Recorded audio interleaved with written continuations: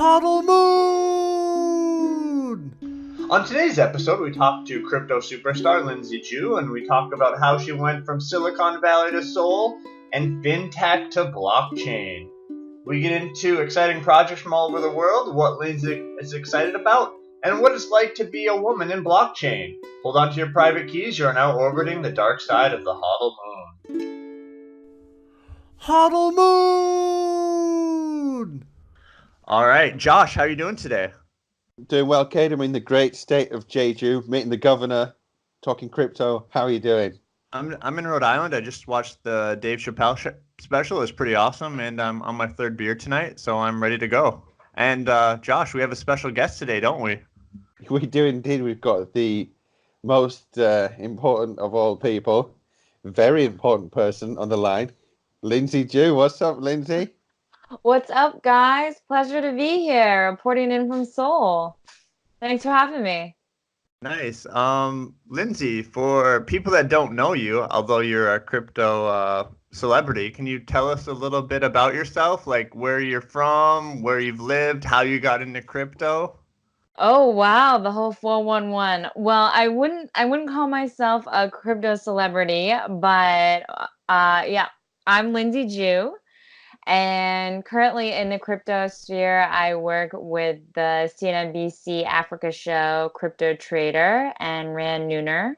So I help out on that show. And I'm also in Seoul, Korea, so Crypto Mecca. Just doing a little bit here, a little bit there, a little bit of marketing and biz dev with some different ventures.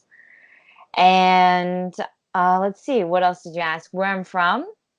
Oh, where am I really from? I Okay, get how that about question. this? Where'd you grow up? Where'd you grow up? Where did I grow up? So I grew up in the United States of America. I You grew want up to be more mostly. specific? East Coast, West Coast, Alaska? Could have been Nebraska. I spent a few years in South Dakota, then right next to Canada in upstate New York, then North Carolina, and then most recently I was in the Bay Area working in tech. So I moved around the map a little bit. Yeah, Midwest to Northeast to South. This is my trek. And then I went from financial services to tech to then fintech, crypto, blockchain. So that was my career path. Yeah, and Josh, you want to jump in here? How did you guys meet? Oh, wow. No, that's an Actually, interesting story. that's an interesting story. Now, she is a Dan Lok university graduate. That's right. Right, Lindsay? So I was considering that. I was considering that course, and I was like, I knew people that she was working with through LinkedIn. So I saw that she was a Dan Lok University graduate. So I was like, I'm going to reach out to this lady and see what it's all about, because if she's a graduate, maybe she can, sell me on the phone or whatever. So we got on a phone call. I think it was at the end of last year. And I grilled you about, is it good? Is it worth the money? You're like, definitely, it's great. You should check it out. That's how we first got in contact. And then I think we met Yeah, I a haven't couple of yet closed you cryptocurrency. on the course, but you've been Yeah, that's busy. true. That's been your main excuse. Yeah, that's been true. I've been doing a bunch of other stuff. But eventually I'll get around to doing the Dan Lok University course. And I'll use your affiliate link, that's for sure. That's okay. I closed you on another job opportunity, so that was a interesting venture as well. But actually, speaking of that, on Monday I'm heading up to Vancouver to go to the event with Dan Lok as well as Dan Pena. So I'm gonna get a chance to see them in the flesh. That's On awesome. Hey, Have you ever met Dan Pena before? Do you know his stuff? I mean, I've seen the Billion Dollar Man, but I haven't seen the Billion Dollar Man. So I'm looking forward to seeing him in the flesh I'm a Dan and Pena. hopefully not being blasted too hard. I'm a Dan Pena fan. Like, I don't know as much about Dan Lok, but I would definitely take Dan Pena's course at the castle in Scotland. The thing is, like, I think you're signing up for a hiding, basically. Like, it just destroys you for the first few days. Like, makes you evaluate your life and think, what the hell have I done to get myself in this situation? Right, I need to take responsibility 100%, cut out all negative influences, and go for your goals hard out. I mean, and then he gives away so much of his material on the internet that you could basically watch weeks and weeks of his content, but after about 2 hours, you just know that you're going to get nothing but abuse at that place, you know? But then, I mean, watching the courses, like, how much have you applied? I think that's the difference between like being there in person with him and then just like watching his stuff online. Yeah, it apparently makes you accountable. Yeah, well, That's worth every penny, right? If you're gonna become a fraction of this billion-dollar man. yeah, Indeed. definitely. Well, let's Actually, there's a great segue into that. Maybe we'll go into that later. There's a service called Boss as a Service where you pay for accountability. So, you know, like accountability partners are becoming more popular these days. Well, essentially, you Mhm. can pay a whole bunch of money at the start of the year, and then you have this Boss as a Service company drill you every day, calling you up, annoying you to the point where you have to block them if you don't do the activity, Block yeah. them. Hey, and you got to pay. You got to pay for the privilege hey, too. So you, I think that's Josh, pretty cool. Josh, you don't know this, but do you know there's a, what do you call it? Like a boss service? What's the terminology? Boss as a Service. I have a free boss as a service thing you can look into. It's called My Girlfriend. I knew that story was going. Oh, She's in the background. yeah, she's coming for you, kid. She is coming for She you. heard that one. I think she might have. Uh-oh. All right. If the stream suddenly cuts out, we know that Kate's been whacked. Yeah. Yeah, just business as usual. Yeah, But the that's dark funny. side of the HODL Moon shows will live on YouTube. Yeah, that's true. You live on forever despite being assassinated on air. All right, Lindsay. So, how did you go from the US to Seoul, and how did you go from fintech to crypto? Well, you know, what I found is that working in financial services, I didn't feel like I was meeting my potential. Certainly, there was a lot that I learned working in financial services about how banks really worked, what people were really doing on the inside, and then, but I wasn't really able to color outside of the lines, so to speak. And so I thought, well, maybe I can be more innovative and more creative if I work in tech. So then I worked in tech, but then I just found that what I was doing was just a repeated process every day. And it still wasn't the challenge that I was looking for. I did really enjoy working in a startup environment though, versus like a huge corporate structure. Um, so then I was like, okay, let me just try something completely different. So I left my surroundings in Silicon Valley and I went out to Europe, traveled around to find myself, hung out with some other entrepreneurs, and then that's when I landed in Seoul. I landed in Seoul, and the very first opportunity that I found that I qualified for was actually ICO marketing job. ICO marketing job right near the U.S. Embassy. That was run by another Korean adoptee, an American, and a Belgian guy. And they said, we're going to make this like, they really looked up to Steve Jobs. So they were like, if anybody, survives here, you will live on. You could be, like, let's say like Steve Wozniak. They consider themselves like the Steve Jobs. So it could be the Wozniak.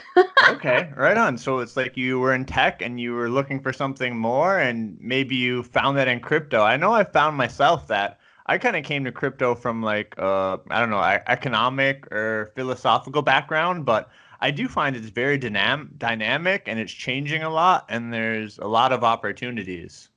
Yeah, I'd say that this just an ability to learn more every day. I think they also just meet people that believe anything is possible, for better or worse. That comes as a two-edged sword, but I find that the whole belief system and the entrepreneurial spirit very enticing. Yeah, definitely. Yeah. There's definitely a lot of promising projects, but there are definitely other projects that require a whole lot of belief. Yeah, there's lots of faith required in some of them. Well, that's a great introduction to you and your background. So I think one of the first things that I'd love to get to know more about is the CNBC crypto trader role. Like, how do you get involved with those guys in the first place? How did you first meet them? And how did it evolve to the point where they asked you to be, one of the main contributors to the show, because you interview people all the time? So that story's pretty interesting. I'd love to hear more. Yeah, I guess it's just that's interesting because it's just I think when you find yourself working with people in business, like why we're here now, right? We just connected. I met Josh. Josh introduced me to Cade. We clicked. We had a good time just chatting, whether it was about crypto or other things in life. And so that was the case when I met Adrian, and I met Adrian, and he and I became friends, and I saw him at Miami. Um, oh gosh, what was that? North American Bitcoin Conference. And so we just kept in touch, and I saw him again in Hong Kong, and then I had an opportunity to help out with the show, and we just clicked. I really like working with Ran as well, and they thought that I added a different element to the team. So I also think that it really helps to be able to think on your feet and not be intimidated by other people. I mean, working in corporate America in the US for 10 years, I had a chance I was very fortunate to talk to a lot of, I guess, higher ups in the bank and the financial system. And so I just found that if you could ask them about what they're working on or what they were interested in, you didn't have to know everything about banking by any means. And I certainly never did, much like I don't know everything about crypto or what's going on in blockchain, but I have an interest. And I think that the viewers can relate to that. So I suppose that's what they liked about what I added, and that I just was willing to just jump in, work off the fly, without much like coaching, just ready to just dive in and get my hands dirty. That's cool. And how much of Dan Locke's course helped you in that type of thinking on your feet and that type of stuff? How can you really quantify? Yeah, I think I use Dan Locke's course every day. I'm using it right now. You just don't know it. You didn't know that you'd been Dan locked. we just got locked, ladies and gentlemen, live on the show. Yeah, that's cool. That's really interesting. So you must have traveled to a bunch of conferences on not only their behalf, but with other clients that you've been representing. I know that we kind of collaborated on a project in Seoul for a couple of months, and then you started to work with Logos Capital. I don't know how much detail you can go into or not. So Sure. by all means, you don't have to divulge that, things that you can, but just share what you can about that. That'd be great.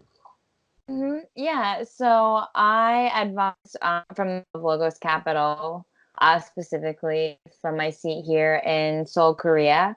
And then Silvio Pupo is also a friend of mine and colleague, and he is the CEO of Logos Capital. He is actually going to be arriving in Korea tomorrow. He's scheduled to arrive in Korea tomorrow by way of Japan.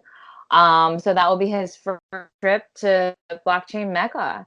And so we have some meetings set up for him and logos, and they're specifically a green and impact venture fund. So they started out in traditional, both private equity and venture-backed capital. And then they also, now they flipped their model. So it was about like traditional and just like pure green projects. And now it's about 80% blockchain and 20% more traditional investments. So they have really seen the future of blockchain and also what they can do in Miami. So Silvio is a native of Miami, Florida, and really passionate about investing and promoting projects that are having an impact within Miami. I forget the exact acronym, but he's also the president of the Blockchain Association. I know that there are many chapters. I think it might be GBA, Global Blockchain Association, but he is at least the president of the Miami chapter.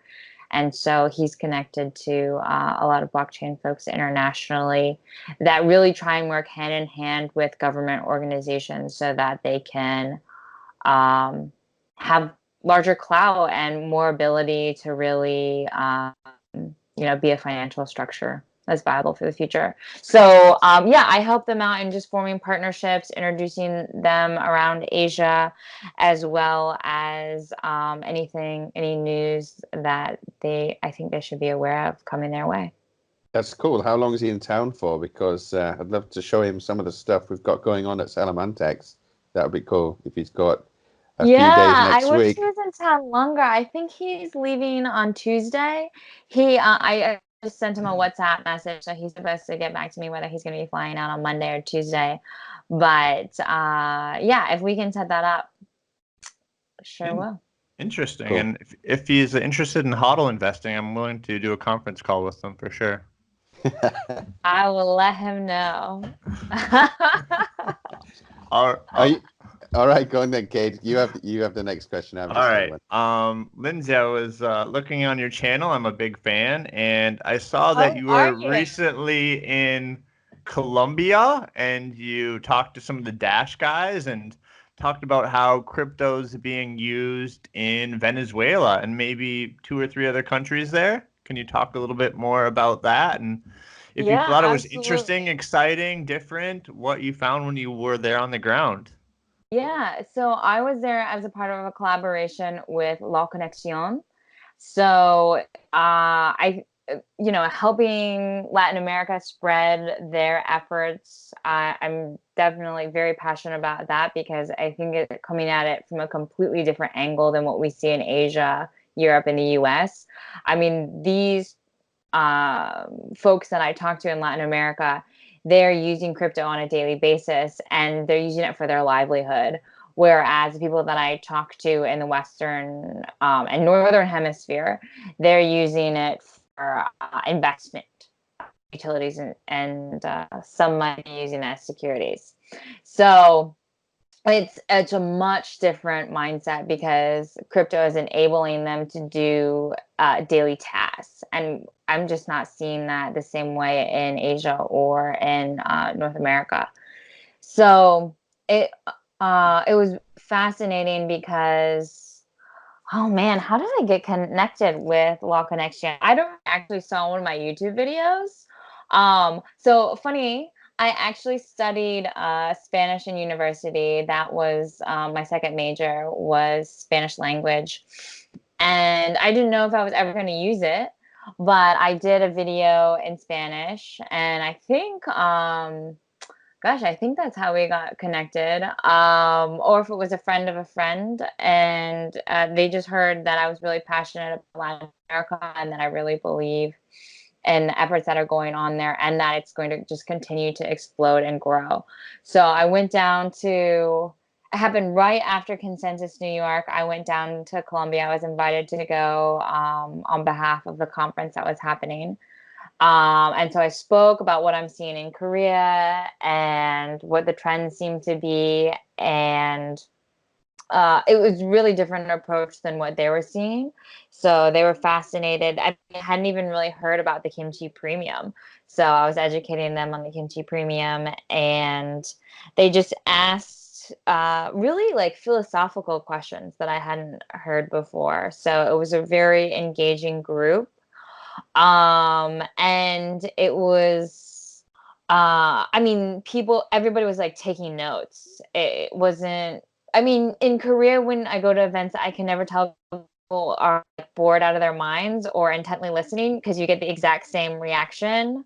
And then you don't know until like afterwards that they come up and they like want to take a picture with you, and you're like, maybe they were interested. I'm not sure, but they're like, everybody's doing like handwritten notes. So it was really cool. So then there was a 2-day conference, and I met people from Venezuela, and so they had this booth of, what is it called? The Bolivar, the currency, the fiat currency.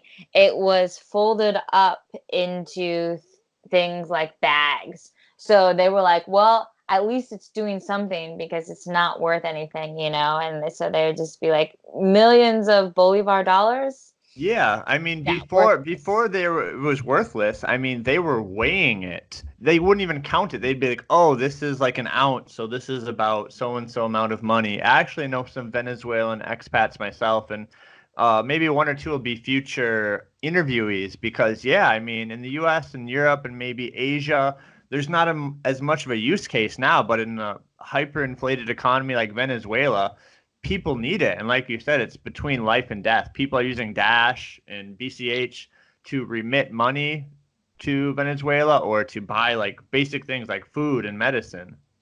Exactly. So they were really educating people on the preciousness of being able to remit Bitcoin, and how that was keeping people's livelihood afloat. And so I saw that, and then Dash also was setting up vendors, because these small vendors. I mean, one was like empanada, a restaurant, and so like they were able to accept Dash for empanadas, and it's just I mean, a complete use case right there is to just see how these vendors were attracting new business because they were accepting crypto.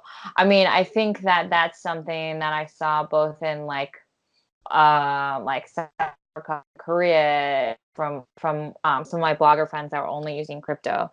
They said that like they research online like where would accept crypto, but then they go in and they're like, oh yeah, we do accept crypto, but we haven't had anybody ask about that for like weeks. Yeah, that was my experience actually in the US. Is like, I actually made a special trip to Portsmouth, New Hampshire to try and like use Bitcoin Cash and Dash to go to a couple cafes and bars. And I had mixed success. A couple of the places, it's like the staff didn't know how to use it, or they only accepted one cryptocurrency and not the other. I mean, here you got to be like super passionate, at least in the US, to even try and use it. But in other places, it's like a necessity.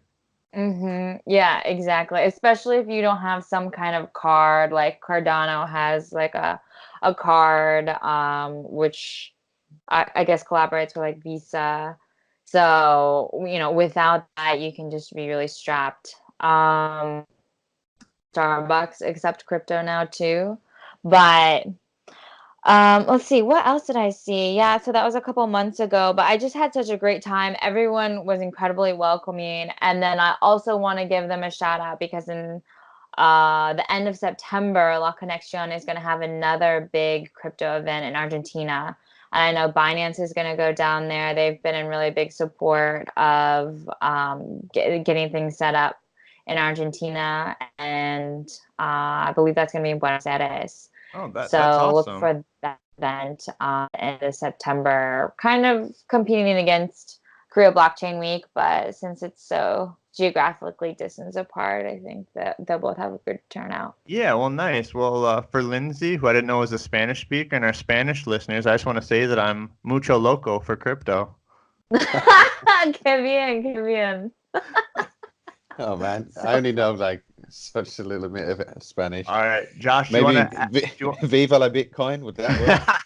Oh yeah, viva la All right, Josh, Bitcoin. you want to add anything to South American crypto, or do you want to transition to something else? Well, I'm very curious about South America. That's actually the one part of the world I've yet to visit. I've been to North America, obviously from Europe, from the UK, been to Africa, spent most of my time in Asia, though. I love Asia, but I have never been, to South America. And I think that Yeah, it that's, says the man in the islands in Jeju. yeah. So I've been to south of South Korea, but I would absolutely love to visit Latin America. I think it's a hot place. Apparently, people are really friendly.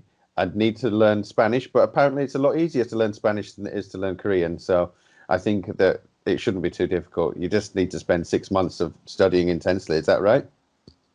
I'd say so. Yeah, immerse yourself, but English to Spanish I found to be incredibly easy. English to Korean. Yeah, I'd say both Yeah. you and Kate have me beat there on the 한국말 해요. 아이고, 어떡해. Yeah, that is true. Korean can be 한국어 quite. 어렵지 않아요.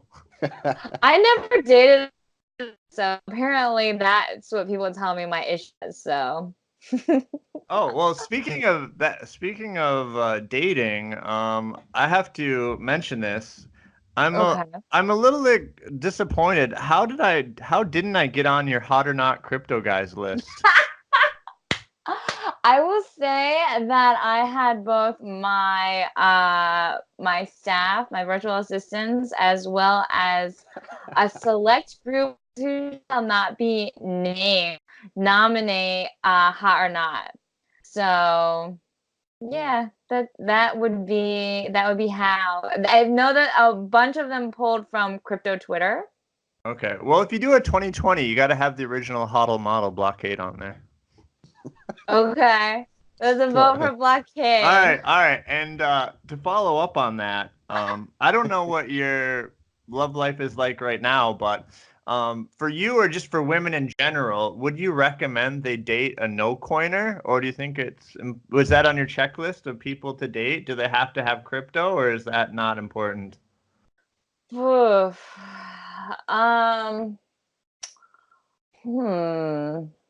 I guess for anybody, it just depends on what your beliefs are. I mean, is financial education important to you? Is independent wealth important to you? Is freedom important to you? So, if those things are important, then why wouldn't you be checking out blockchain? Why wouldn't you be checking out cryptocurrency? So, I'm not necessarily, let's say, a crypto digger to where they have to, I want to see like what their private keys are and see how Show me your private keys. They're hodling. But I do like to, I mean, when people, I think, last talked to Snowden, he wasn't going to say if he owned crypto or not. So I believe in privacy. That's one of my core beliefs. So, they don't have to prove to me that they own crypto. Let's say someone that I might potentially date, but the fact that they can have an intelligent conversation about crypto, what is crypto, what's going on. Yeah, that would be, I mean, I have to have an intelligent conversation with someone that I'm dating. That is a value of mine. I'm not sure it's a good place to start. Yeah. Okay. Value. So crypto, maybe not, but it has to be intelligent conversation. They can't just say moon bangs, hodl to the moon, Lambos. It's got to be more than that. It's got to be more than that. Absolutely. So you don't need the private keys. You just want to see the public address. just Yeah, to if verify. they have their ether address, they can just hand that over. No. Trust but verify. That's what we always say. So that's a good thing. Right, let's transition to a different topic, Cade. Actually, this is a pretty impromptu thing. We only scheduled 30 minutes. We've already done 30 minutes. So Wow, how time flies. I've got a list of questions. I can go all day. This is my Oh, job. Okay, yeah, we can always do a feed round too. All right. I'm all right, go ahead, Cade. You've got just some rapid bring fire on the stuff. fire. Here's a rapid fire one. You said you competed in martial arts. What discipline?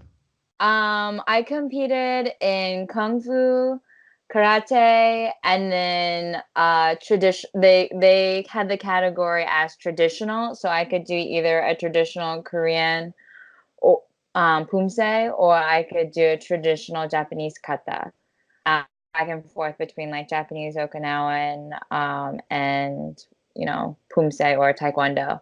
So the very first martial art that I did when I was 7 was taekwondo, though. So yeah, I competed in the National Black Belt League. And then when I was a teenager, I was ranked #1 in the U.S. So Wow, #1. Okay, That's cool. I did a little martial arts myself. I got Me an too. I got an orange belt in Ishinru karate, and I also I don't know. I'd say I've got a black belt in Hongdae street fighting. Oh, I'm sure you do. Hongdae street fighting. Those, yeah, you might have aged out of the Hongdae streets, but that's it's a place to ride for sure. And what about Josh's fighting background? Oh man, I've got a lot of street fights in my background. Unfortunately, I've got like a lot of missing teeth because of that. I did judo when I was a kid, though. I got an orange belt in judo, and then I stopped because I started playing basketball. I became obsessed with basketball. So, yeah, I'm no stranger to the fight game, unfortunately. But that's why you got to be able to hustle sometimes. Okay, Street Fighter. That's what you should All rename right, the show, all huh? right, Lindsay. I want to know: have you ever had to use your kung fu or karate outside of competitions? Have you ever had to like karate chop anybody? It might be funny, but in all seriousness, as a woman who has traveled alone to multiple countries, I did find myself in positions where I was very thankful that I knew how to defend myself, I knew how to carry myself, I knew how to be aware of my surroundings. That's true. And there were times when, and I think this is a combination of factors of being a martial artist, of having strong parental figures in my life, where I just, knew like what kind of precautions I had to take in order to keep myself safe. Whether that was not having another drink, whether that was like leaving the bar because I knew I was going to have to walk home by myself for a few kilometers. I mean, what have you. But yeah, I have traveled by myself to multiple countries, and I do like to socialize, and I go out, and that can put yourself in particular situations. And I've also found that no doesn't necessarily mean no in every culture. So, in all seriousness, and if there are, people watching, I think that it's just important to, respect and communicate and listen, whether you're a male, female, or other. It's still something that I think that humans struggle with. So Yeah, definitely. I think I'd say, I've been all over the world. I've lived on 3 continents. I think most people are nice, but there's always that small minority that are going to make problems for everybody. And yeah, on a serious note, in Hongdae, I did get in a street fight because people were harassing my, at the time and still current girlfriend, and I had to kindly and compassionately body slam a few people. So yeah, sometimes words, yeah, words don't get through like sticks and stones. So would you say it's really easy to tell the difference between like certain countries in terms of safety? Like, do you get a different vibe in different places? So I've heard that South America is quite a sketchy place, but people are so friendly. So that seems like a bit of a contradiction there. Whereas in South Korea, it's a super safe place, but strangers will completely ignore you. So it's like that's a bit of an interesting one to navigate. Would you say that's true, or? I would say that there are certain neighborhoods, whether it's been in South America, even in Korea, US, Mexico, that have raised the little hairs on the back of my neck that have raised up a little spidey tingly sense. And for me, and it might be, it's usually at night, but sometimes it's during the day, like if things just get eerily quiet and you don't see anybody around and then somebody's following you. I mean, it's like all about context. I read this joke the other day that someone was like, are 4 followers a lot? And they were like, on Instagram, no. On a street, yes. Yeah. So, yeah, it's just all about context. I mean, I remember when I hadn't been to South America before. I had only been to Costa Rica, which is usually just beach or beautiful jungle. And then I had been to Spain. And so when I went to Lima for the first time, I thought it's maybe going to be like Costa Rica, or it's going to be like Spain. And yeah, I saw a lot more poverty than I was expecting. And, being someone that's from a country that just, I mean, I don't know how to be comfortable with that environment. I don't know how to be comfortable with seeing people just laying around on the streets, especially when it's kids, when there's rabid dogs running around. And then on top of that, you have people telling you, don't go over there, that's where all the prostitutes are, and don't go out by yourself because you're obviously or you don't look Peruvian, and so you could be kidnapped.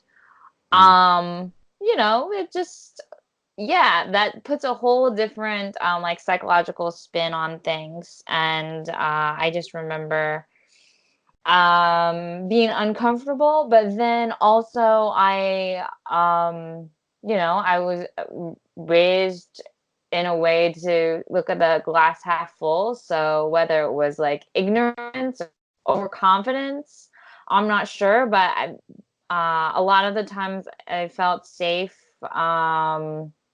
when I was with people that I knew in Peru, or when it was broad daylight.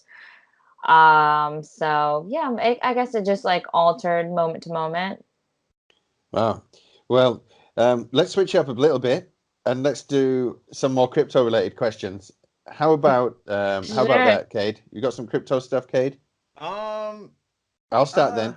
You think of it. I'll start. But I got another rapid fire question. Then you do a crypto question. All right, go ahead. So a little bit more on the background of Lindsay. I know she likes Aquafina, but I did a deep dive and found out that as a teenager, you were a big fan of Nelly Furtado. Can you tell us about that? Oh yeah, I was a big fan of Nelly Furtado. I'm not sure where I found that, but yeah, that's one of my go-to songs, Orebang songs, is Torn. Wait. Oh, Nelly Furtado. Sorry. Not Natalie Bruglia. Same era. Wrong lady.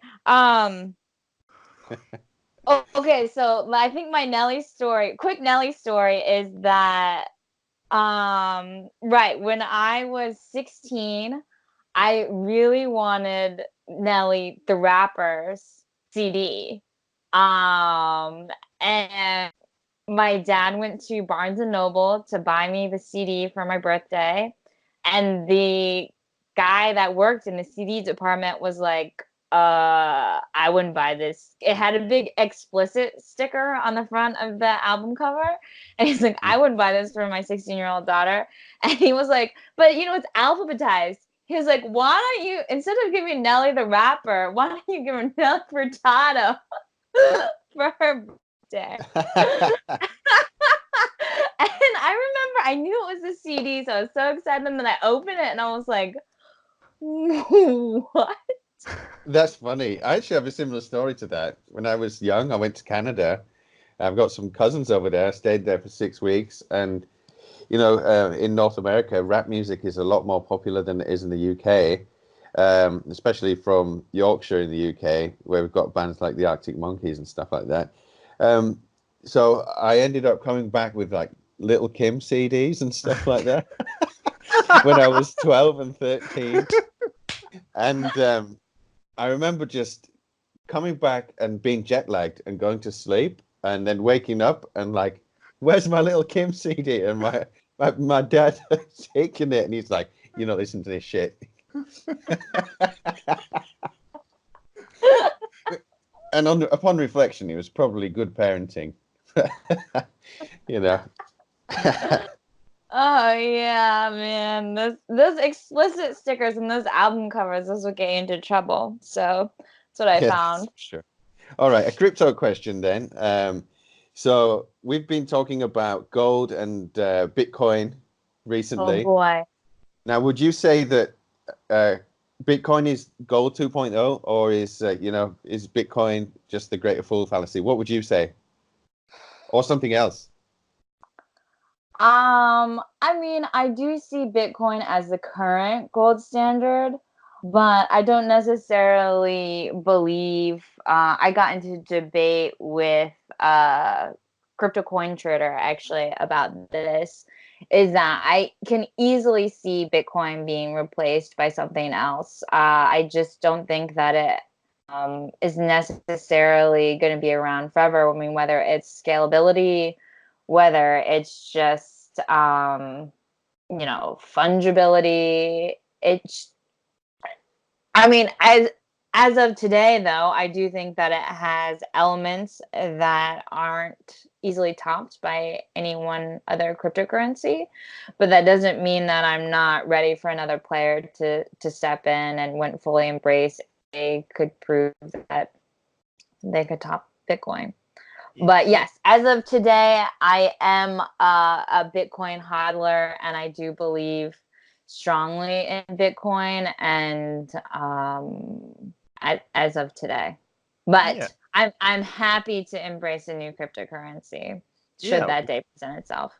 I think I have a view similar to Lindsay in that I like Bitcoin, but I think other cryptocurrencies competing is a good thing. And people are going to go with the product that has the best usability, the cheapest fees. So Bitcoin has a lot of security. We've seen the hash power. But I just saw today that Bitcoin, BTC, is accepted at about 200 different stores online. Dogecoin is accepted at 600 stores. So if they don't figure out Lightning Network and stuff, most of the transaction volume now is on exchanges or person to person. So I think eventually, if it doesn't get adoption with businesses, it's going to go to Dash or Bitcoin Cash or Monero or something that hasn't even been invented yet. Yeah, I agree with that, Cade. I'm just going to let you talk for another 2 minutes, you two together, because I have to plug in my battery. So I'm going to mute my mic and video, and I'll come back in a minute. Mm-hmm. Okay, nice. Lindsay, you're in the crypto space now. You transitioned from something else. I think that gives you a well-rounded background.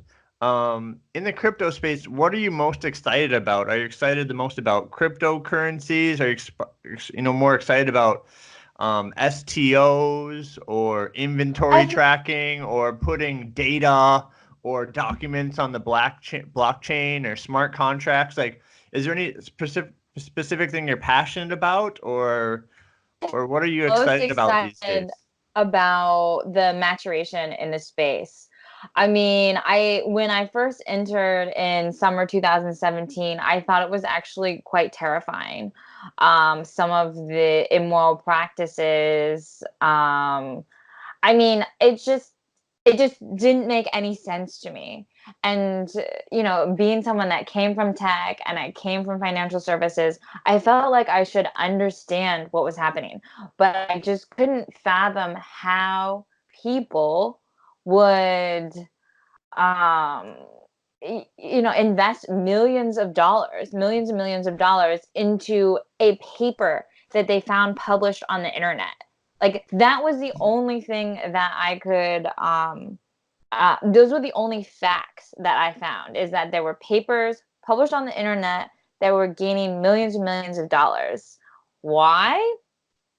I just could not create any logic out of that. So that, that was summer 2017. Fast forward now to what I'm seeing come through Korea and the projects that I'm talking to, is that they're saying we're not going to fundraise. We're not going to do an IEO, ICO, IFO, whatever the new acronym is. We are just going to meet investors. We're going to tell them about our working product that works, that has millions of users, and is is going to set up corporate and strategic partnerships. So, to me, that's like, they're thinking about the long-term strategy. They're not rushing technology because they promised this exchange they were going to do an ICO on, September 1st. Who knows why September 1st, which is a great date, but it's a memorable day, right? And so it's just like all of these nonsensical things. Or like we have to, I've just seen like so many strange things that happened that didn't make any sense. Like the way people set up their teams, the way people wrote their white papers, the way they set up their websites. It didn't necessarily have anything to do with the project or the technology or the long-term feasibility. And so now I feel like with the maturation of the space it's sensical. Like I can grasp why projects are earning money or why they're not earning money. It just seems to have caught up with logic. And I think that is going to open up the space for greater adoption and for us to really see things stick around longer and gain further popularity. Because once we get wider adoption, it's going to be great for everyone who's in this space. So that's what I'm currently seeing as I see new projects come through Korea, and I'm really, really happy about that. Yeah, so a variety of, it doesn't really matter exactly what area, but just maturity in the space and getting investors in, looking at long-term growth versus just quick pump and dumps or ICO scams or pyramid schemes. Yeah, I think me and Josh would probably agree. We're kind of seeing the same thing, and that's probably a good thing in the space. Yeah, the other thing that I can't wait for is just more like global usability. Since I've been traveling, Taipei to, I'm going to go to Canada. It's like, I was at the ATM the other day because in Korea, like they're notorious for this. You pay in cash, they'll give you 10% discount. You pay in credit card, they're going to do like a 10% upcharge. So you're like, okay, well, I need to get more cash, but how much cash am I going to withdraw? And then there's, this huge percentage. I'm paying my US bank. I'm paying a fee to the Korean bank. I'm paying like a tax. It's just like all of these other considerations.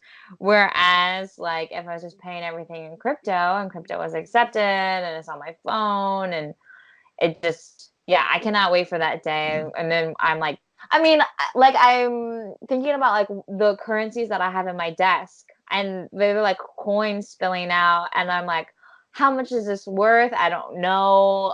What country is this from? If I can even read it. And so I'm just tired of that. And I hope that I don't have to use any fiat when I'm in Canada, because I don't want to go to the ATM and then inevitably I'm at the airport like trying to figure out what like doodads I can buy with my last like $5 to like $50 left in my wallet. So well, I think we're seeing a lot of growth in that space when it comes to different wallets where you can use 3, 4, 5 different cryptocurrencies. I recently saw that like Zoo app or Zeus app, I'm not sure how to pronounce it. They have a plugin where you can use Bitcoin Cash with Google Pay or Samsung Pay. So I think it's just going to take time and maturation and growth in the space. But I think inevitably it's going to happen sooner, rather than later. It's just going to maybe mature more in Southeast Asia, South America first, and maybe Europe behind. And then if North America didn't change the rules, North America is going to be last at this point. Yeah, I think so. I think it was called Moon app, the one where you can plug it in through a Chrome extension and pay with cryptocurrency on Amazon. Yeah, it's called paywithmoon.com. It's pretty cool. You can basically, as long as you've got a Coinbase account, you can pay with crypto on Amazon. So that's a pretty nice development, I think. I think we're going to see more and more adoption. Shameless plug, that's what, Salamantex is trying to do. They're trying to bring payments to merchants and getting rid of volatility for merchants, because a lot of merchants, they don't really want to deal with the price swings that are inherently involved with cryptocurrency. So for Salamantex, they just want users to be able to pay with cryptocurrencies, but merchants to be able to receive fiat currencies. So it's good for their business model. That's what I think is a really good USP for mass adoption from Salamantex's end. Now, Lindsay, what do you think is some of the more innovative things that you've seen in the last few months coming in the crypto space? Innovative? I'm not sure if I've seen anything in the last few months that has really blown my socks off. But I am excited to see more going on with peer-to-peer exchanges. I still think that that's big, and as those, in Korea, I think that's like what started like the real adoption exchanges. I think that they were the front mover and shaker, and so I'm seeing those open up a lot more in Vietnam right now. So I think in Southeast Asia, Vietnam seems to be leading the charge there. And then as these open up in other countries, it just seems to open up so many other gateways and so many other doors. Seeing more peer-to-peer exchanges, of course, in Latin America as well. People get on the peer-to-peer exchange. It's just a gateway for so much more activity. So I just think, in Korea, certainly we've seen an overspill of exchanges, but that hasn't yet hit the rest of the global landscape. So I think that's cool. Do you think that in terms of the Korean exchanges that we are, reaching a saturation point? Because I think we definitely have already reached that in South Korea. There are already some pretty big exchanges that dominate the market, but I keep on hearing new, smaller exchanges coming up. Do you even think that they're necessary, these smaller exchanges, especially in Korea? Because I personally don't see there's any like market need for them. I think it's people getting in on a trend, and a bit too late, actually. What do you think? Yeah, I guess I don't have a favorite. I don't have a favorite Korean exchange. And whenever I'm on a Korean exchange, there are things about the user interface that I don't like, or I think could be used differently. So I'm not, I don't want like 20 new exchanges, but I do think that they're still lacking in user interface. I think they're still lacking in maybe speed and customer service, and it doesn't seem to be as seamless as a service that I would want to use every day, right? Or easily multiple times every day. So yeah, that's true. When you that's compare it to Coinbase, which is really easy and intuitive, have you seen blockchain.com's new exchange called The Pit? That's pretty cool. That's really fast. That's nice. Binance obviously is pretty good user experience. I would say that the Korean exchanges have a bit to go when it comes to user experience. But if you're a Korean native, then you're kind of used to quirky user experiences on the internet. If you've ever used any of the government services that require you to install loads and loads of random ActiveX plugins. I don't think and stuff, I can't. No, just can't do it, right? It's just Silicon amazing. Valley. I just am not going to be. That's not going to be acceptable for me. Yeah, I'm quite excited about the Bitcoin.com upcoming exchange, which is, I think, going to be launching early next month, nearly ready anytime soon. That's going to be pretty good. I Yeah. like the way that Bitcoin.com has really redesigned its website, and they've gone for usability, and I think it's really nice. I mean, I think it's quite bullish sign for Bitcoin Cash, because despite it being Bitcoin.com, we all know that the guys behind that are the Bitcoin Cash guys. So I think that's going to be pretty interesting. Yeah, I was You excited about that. mean their partnership with Smart Valor?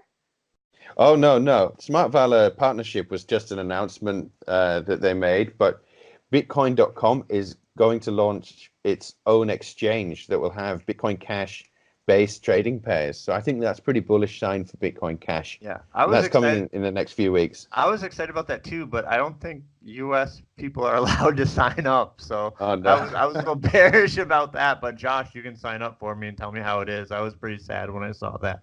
Well, actually, yeah, as a foreigner living in Korea, I can't actually use the Korean exchanges for anything but crypto trading. I can't deposit fiat, I can't withdraw fiat. So that's a bit of a shame about that as well. So legislation is still an issue in the crypto space. Everyone's playing this game of, go where treats you best, and it's just about which jurisdiction is going to be the one that moves first and says, look, we're going to have some clear guidelines. Here's a framework that you can, if you want to do business in this country, in the crypto space, here's what you can do. I haven't seen anything completely clear from any government. People are just going Malta. to, well, there's Malta that's very clear, but then Malta's also run by, essentially the mafia as well. So it's it's a bit of a dodgy place, even though it's in the EU.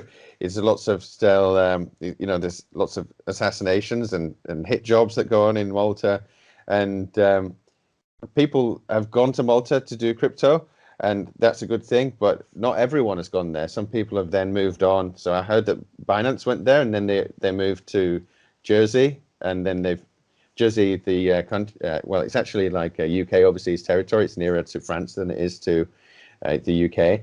Not Jersey in the United States, not the Jersey Shore, not the situation, not that. Okay. So Binance Jersey opened up, and they opened the first fiat pairings that they can have on Binance with euros and pounds. So that's an interesting development. I don't know what's going to happen in the future in terms of legislation. We have a crystal ball. We did like a prediction show a couple of weeks ago. I thought that Bitcoin was going to go super high next year. I think I predicted about $80,000, $85,000, something like that. Do you have any price predictions for the coming year? High and Yeah, low. I did. People got mad at me, but with my Korean friends, and we were all sitting around, I had predicted that we are gonna go back down to 6 before the end of the year, before the end of 2019. Well, I picked 6 as a low as well, so we're in agreement there. Do you have a high? Oh, no, I didn't pick a high. Okay. All right, I got a question for you guys. I'm sitting on 6 as my low, no capped high. All right. All To right, the moon. this was in the Korean press and it was translated into the English press. But I'm curious if you guys have heard of this and what you thought about it. I heard about this in early August. The city of Seoul will create a cryptocurrency for citizen rewards, and they talk about how they plan to roll it out soon, and that they'll receive S coins, Soul coins for use in public services.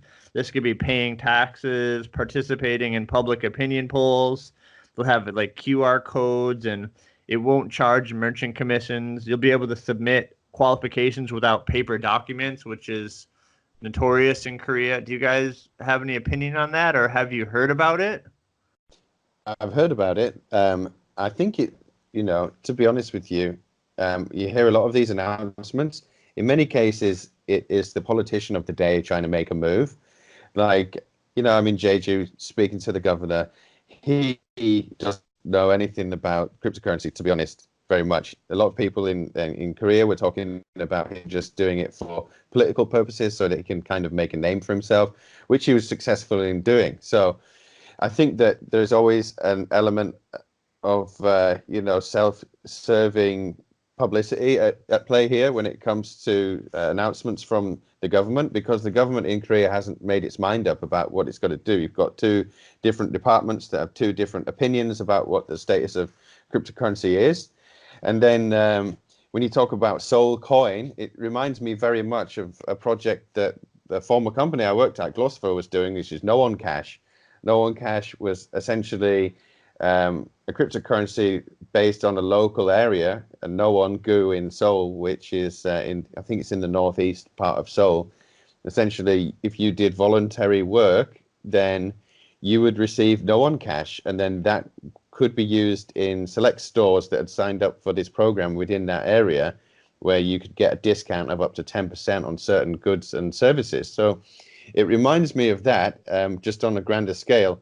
But to get it into all of Seoul is going to be quite a big ask, because you've got lots of different, I like to call them BPMs, like big power men, that have got their own agendas. And when it comes to politics, it takes a long time to get almost anything done. So I'm not too bullish on that being a reality.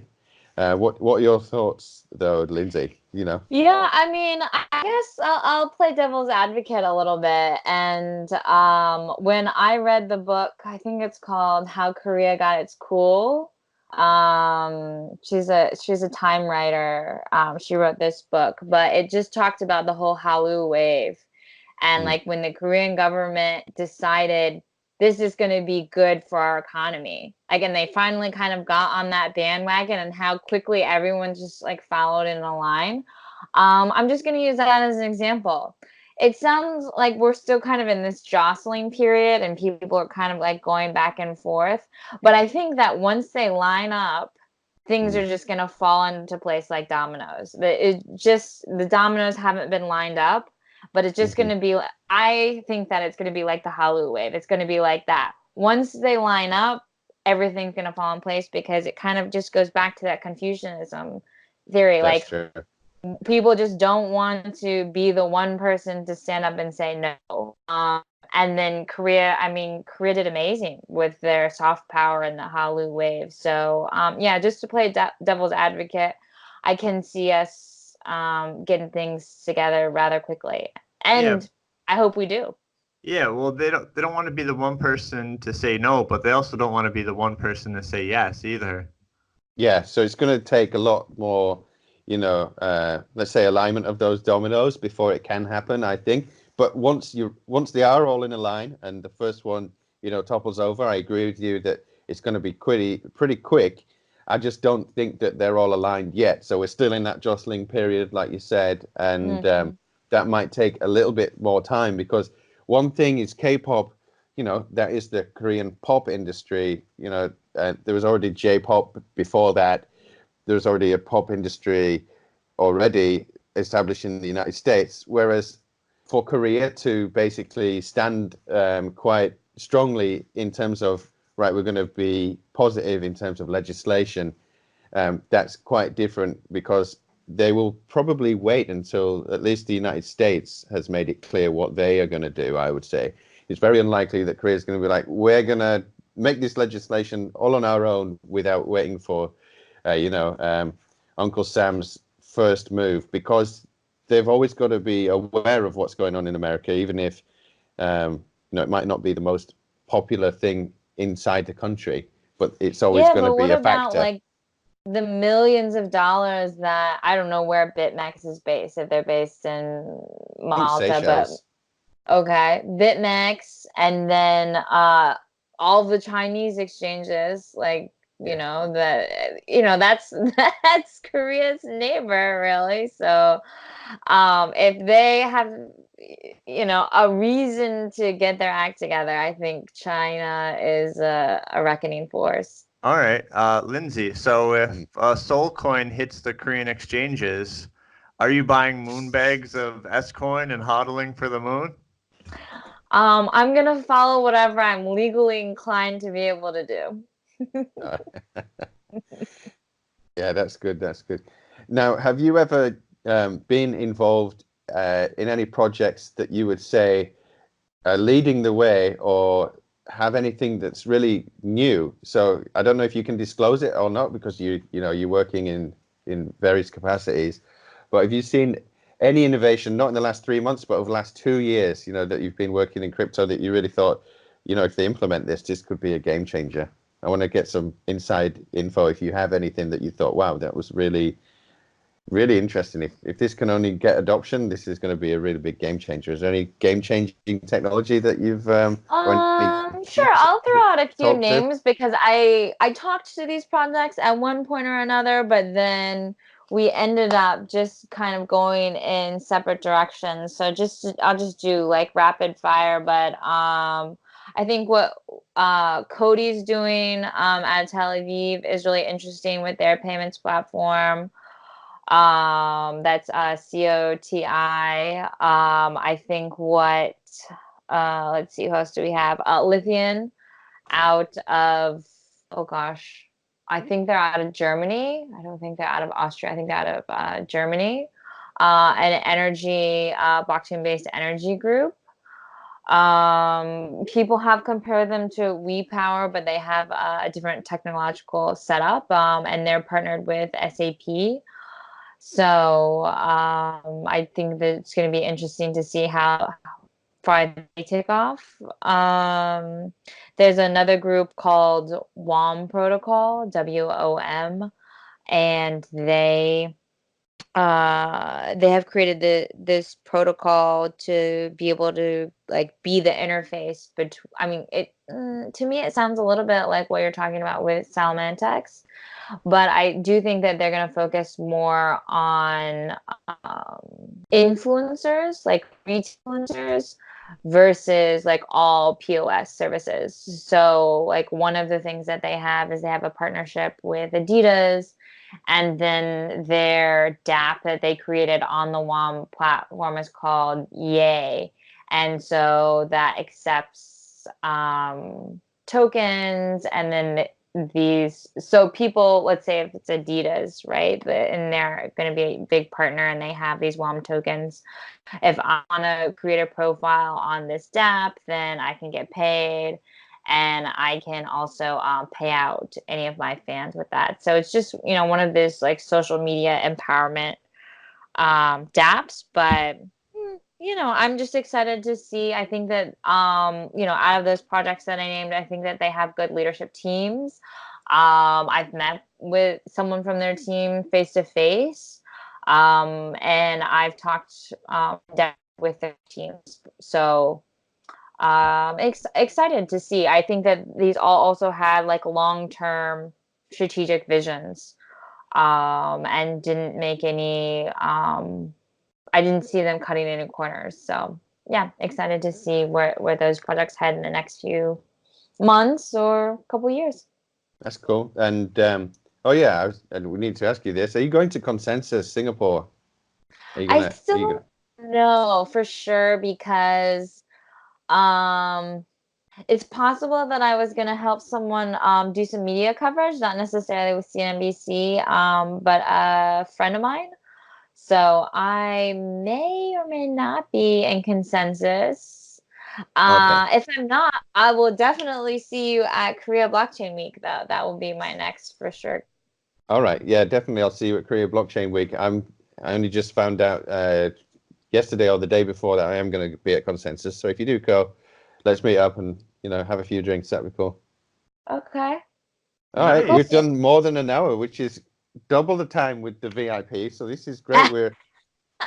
We're all VIPs today, so this is cool.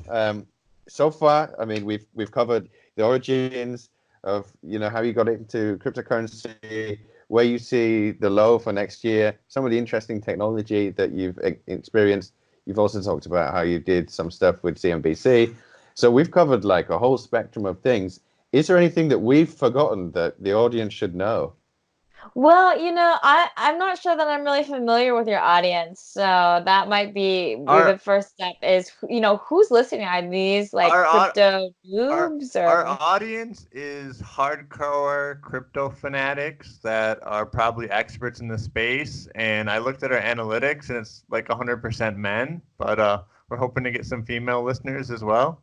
Oh, yeah, that's a good topic. So we talked about, safety, that's why you did the martial arts and stuff. But we didn't really talk about women in crypto, really, in any depth, apart from you being in crypto and you being a woman. So I am a woman. Yeah, so, I know, but Nailed it. Astute observation, Josh. What I mean is, women in crypto. When I was in the company that I was with before, we had like maybe half of the staff were women. But when you go to some of the conferences, it seems like most of the speakers are still men. So what can we do to get more women into crypto? What do you think what's the answer? What's the way to get more people involved in this technology, more women? Yeah, I mean, I also worked in a Korean crypto company that had over 50 employees. And when I looked around the office, I would say it was a good mix 50-50. But of those that were in leadership roles or would be traveling to conferences, or more like on the front versus the back end, more of the men were on the front end versus the back end. So I would say, yeah, I mean, that's maybe the first step is just having women in leadership roles would kind of tip the scale so that they're a part of the dialogue versus just, sitting behind the desk somewhere in Seoul, Korea. But yeah, I think that like one of the first things that I saw when I started to get into this space is that I saw this group that Fu Styles started on Telegram, Women in Blockchain. It has become one of the largest, and I think a lot of different projects have gone through there just to see what's going on. It's not a group of just women. There are a fair amount of men in that group, but it is supposed to be just like a safe area for people to talk about what's going on in the industry as a whole. And if there happens to be something of quality that a woman is leading, then yeah, they can promote that. If there's something that a man is doing that's of quality, they can promote that in that atmosphere. But it's also just to say like, hey, recognize that there's women in the blockchain space as well. I don't know. I think that in the United States, crypto Twitter is a real force. Crypto Twitter is not very powerful, I think, in Asia, nor Europe, I would venture to say. I do think that there is some footholding in South America, but I've seen that that is very male dominated. And the females that I see on crypto Twitter may not have the most, let's say, refined backgrounds. So that's kind of an interesting thing is like if you're looking at a different geo, there's certain to be different areas. I also think that traders predominantly are male, so I don't know what comes first, really, like the chicken or the egg, or the cart before the horse, so to speak. But I've noticed that things, like the starting ground seem to be male dominated, and I guess I've always found myself in a male dominated industry. Not really sure why or how far back I have to go to figure out like how other women could take that same path as me. Maybe they have to grow up in my family. I'm not sure, but what's the answer? That's a good question. What comes first? I always wonder what came first, the block or the chain. It's a good question. We'll never maybe know. The Genesis block. Oh man, block. I like that. The Genesis block. I like that. Right. This is cool. I'm glad that you've taken time to answer some of our questions, and I'm in Jeju, so I've got to get ready to rock for today's show. You got this shirt on. I mean, you're just like I'm a in beach Hawaii, boy over there. Yeah. Unfortunately, it's raining though right now, which is a real shame because it was so beautiful up in Seoul yesterday. Apparently, I was speaking to Thomas from Crypto Crunch Capital yesterday, and he said Seoul was really good weather. So it's a shame that Jeju's just so dreary today. But we've got some tourist activities that I've got to do in the next 30 minutes or so. So I don't have any more stuff. Nice. I would love to ask you some more questions, but I didn't prepare enough for longer than 30 minutes. No, So we we managed we've to get done an hour and a well half over. out of this. Yeah, we've Brilliant. done well over an hour. So, Lindsay, we'll leave you with the last word. Any closing comments? Any advice? Any? Jump on the block, y'all. All right. That is straight and to the point. Okay. Until next week, we will see you on the dark side of the HODL Moon.